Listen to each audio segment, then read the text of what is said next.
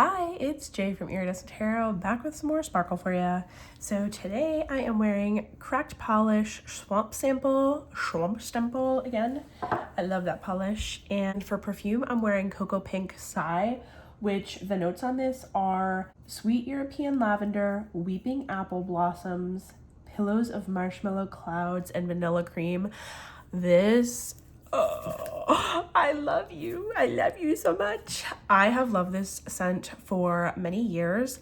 I use such small amounts of perfume oil, so this sample has lasted me forever. This is just such a lovely smell. It really doesn't smell like lavender. It's got like just this clean, pretty laundry dryer sheet, but like soft and cuddly, like a cashmere blanket that you're not allergic to. I just feel so comforted and held when I wore this perfume, and I can't get enough of it. So I am sick again. I'm just like always sick nowadays. So this has just been such a comfort. So the reason that you're here is my October wrap up, and I don't know, I want to talk about like all the decks and stuff, but I want to get like some of the other things out of the way because I know you're probably not here for them, but I just want to like cross some of these things off my list. So 4 books. I had mentioned last month that I was reading the Hamilton book and I had like an hour or 2 left, and I completed that, and I was telling my mom about how much I loved the audiobook, and I don't know if this is the exact same as the audiobook, but she found a copy of this cheap somewhere on like a secondhand book site, and so yeah, she bought this for herself but gave it to me to like page through and just look at and enjoy. And I could see myself reading this. Like, I know that Hamilton is kind of like old news now. It's been around for almost 10 years, but it still feels so fresh and new every time that I listen to the soundtrack. This is my favorite song. It heavily features Lafayette, so it's very French sounding. Obviously, I love that, but also has like the fastest raps in the show, and I pride myself on being able to rap this. I'm no singer, but I wish I could share this with you because it just makes me so happy to sing the song, and it is on repeat. So you're gonna have to use my bench today. What's it gonna do on the bench? I mean, anyways, so I obviously finished reading Hamilton, the book that I talked about last month, and then I read another audiobook that I will not name because it was so bad. And I am all about constructive criticism, but I don't have anything constructive to say, so I will just zip it. Just while I'm talking about the next section, I'll show my beloved Boo Tarot because she got a workout this month, obviously with it being Halloween. So sneak preview, Boo Tarot. Like, look at the poor thing. Anyways, TV and movies. I watched 2 movies this month. One was At Home, Predestination. Definitely interesting, definitely touches on some themes that we talk about in the tarot world. And then Good Fortune. My husband and I went on a date, and yeah, we both ended up really liking it. So that was a fun one. I still have not made any progress towards finding a show that has stuck. Like, we have slowly been making our way through Succession, but it's just for like lack of having anything else better to watch. So yeah, we tried an episode of Wayward, and it was pretty creepy, so I don't know that we're gonna continue on with that, but I am still looking for good TV suggestions if anyone has anything to share. I also haven't minded not having a ton of TV time because I am currently working on a deck. I am making a deck, and that's been eating up like all of my free time, and I'm like so excited about it. So more to come, but it is in the works. It is happening, and I couldn't be more excited about it. So Boo Blue tarot, baby. I got the sweetest little care package from Erin this month. Wait, I have to show you something. She wrapped everything so nicely in this iridescent paper, and one of the things in the box had a little sparkle for you. So I cut this out and I put it on my fridge, and it just makes me smile every time I walk by. So yeah, this is a deck that was on my like question maybe for me list, and Erin got this deck, loved it so much that she wanted to upgrade to the indie cardstock because she's bougie like that. Girl, I have no room to talk. And so she offered to send me the mass market version, which I was like, heck yeah, I can try this deck out, see what I think about it. It's definitely interesting. Like sometimes the blue tint on the people can give like a dead vibe. So I don't know, like I might struggle with that. I haven't worked with it enough to really know exactly how much that will impact my ability to read with it, but that was the reason why I had held off so long. So yeah, this is a deck that I've just been like flipping through the images, looking at the artwork. I just think it's so pretty.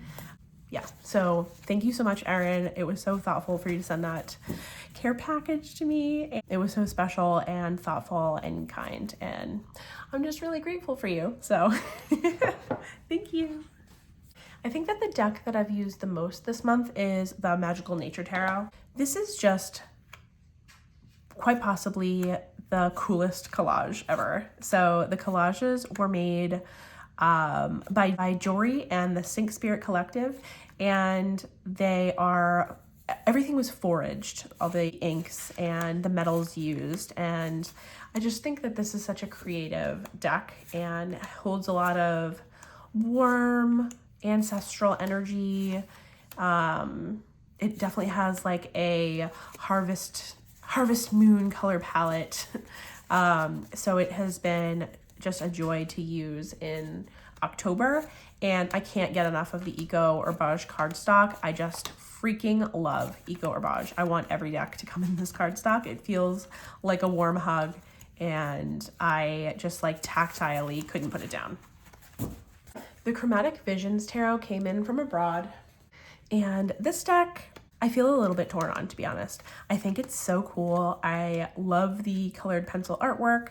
I think that there was a lot of thought put into the images, and for some of them I can really see the RWS leanings and interpretations, and then other ones it feels so pinball-y that it's hard to get past that in readings.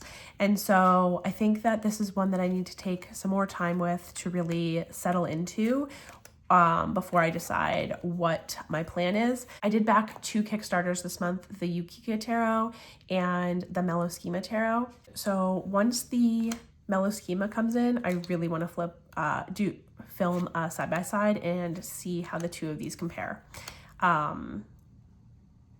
So that's something that I have on the docket for sure.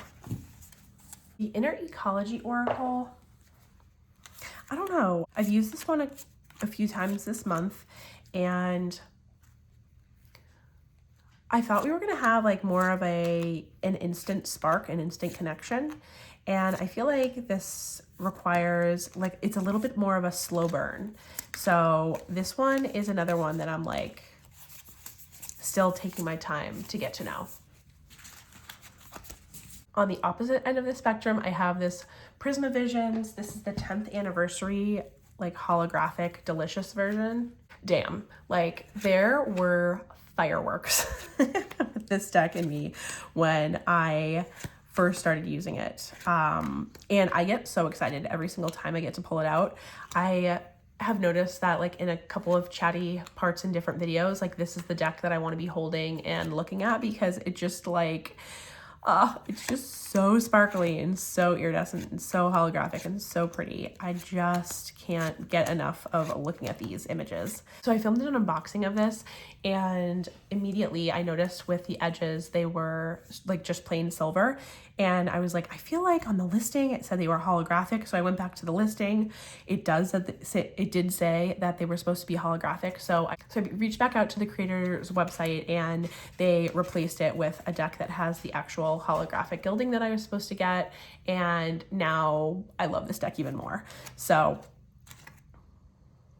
I just think that this is some of the most creative addition of holographic detailing on any deck ever.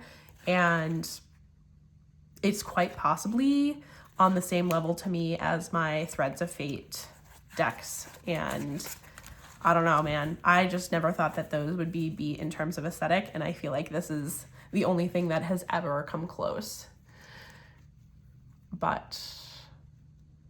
So I will be keeping this and both of those because the Tarot and Oracle are some of my most beautiful decks, and this one is now joining the ranks. Okay, I did it. Tarotube, you finally got to me. I did it. I bought the Death Doula. I've done the thing that everybody does and bought Death Doula. Listen, I sat on this for a long time, long time. Thought about it, watched every video that everybody posted talking about how great this is. I agree. I think it's got really cool keywords that are different than a lot of other decks. I think that I'm surprised with how often I see this pulled as a favorite, because to me this has like a specific purpose, and I just feel like everyone uses it as an all-rounder, and I don't know that for me that it's going to be that kind of a deck. So I think it's possible that Erin and I will film our first Deck Connectors Club episode about an oracle with this one, because we both recently picked this up, and I don't know, I feel like it's throwing me for a loop. So to be determined. Yeah. I feel like you guys really hammered me down with this one, like. We'll see. Tarot of Persephone's Garden. I am currently in the middle of my Deck Connectors week with this deck, so I don't want to spoil too much about it, but this is one that I've spent a bit of time connecting with over the last month. I think before I got this version, I really wanted the borderless, and then I saw how some of the images were edited to have things coming outside of the borders, and I thought that that was really creative. So then I was like, okay with the borders, and I just am not entirely sure about this one yet. I think there's potential, but I still have to work with it. For our Deck Connectors episodes this month, we had a lot of exciting things go on. So we had Ethereal Visions, which featured Julie from Peekaboo Rose, and actually this was a funny episode because, spoiler alert, we had Erin who was like, hell yes, I'm keeping this deck. We had Julie who was like, in between, like keeping it for now but not sure, and then me who was like, hell no, this is leaving my collection. So that was a fun one if you are looking for something to watch while you're just like doing your dishes or whatever, podcast episodes. And then we had our Discovering Beauty episode, which featured Shanna, which that was so much fun too. And I ended up really enjoying working with this deck, but I will say, I still think that the full-blown black borders on the mini version do something for me differently than the black border followed by the white border on the full size. So I did order that mini deck, and once that comes in, I'll decide if I'm going to keep both, I'm going to keep one or the other. So that's to be determined on what's going to happen. Mary L. Tarot, I made it through one singular day of Deck Connectors Club. That deck is no longer in my home. Goodbye. And then Lacrimosa Tarot, which we just filmed a special Halloween episode with Afton with a Z. And this deck really surprised me. I don't want to spoil too much if you haven't watched it yet, but whatever fear that I had about this deck is pretty much gone. And I really did have a nice time getting to know her. And so she'll be sticking around. So that wraps up my October favorites. I feel like I did slow down my readings just a little bit at the end of the month. I just like lost steam because I was doing in September, I was doing Deck Connectors Club and like using the decks for that, and then also doing readings on top of it. So it was like kind of a lot. And this month I kind of focused more on the Deck Connectors readings and then not doing too many readings on top of that, which I think was helpful. We'll see what November has to bring. So do all the YouTube things, like, subscribe, comment, all the above, and I will talk to you later. Signing out.